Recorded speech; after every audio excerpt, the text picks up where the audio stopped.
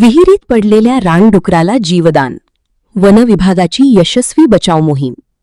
सातवे त पन्हाळा येथील कणेरकर वस्तीमध्ये विहिरीत पडलेल्या रानडुकराला वनविभागाच्या पथकाने यशस्वीरित्या बाहेर काढत त्याला जीवदान दिले.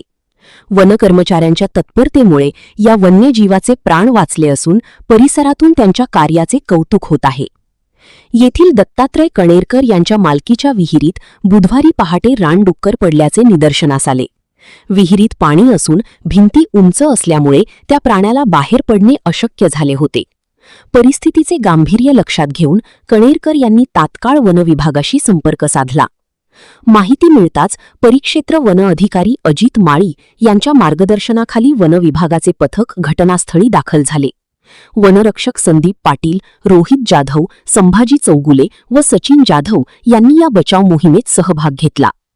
पथकाने अत्यंत कौशल्याने आणि सुरक्षिततेची पूर्ण काळजी घेत काही तासांच्या अथक प्रयत्नांनंतर रानडुकराला सुखरूप बाहेर काढले.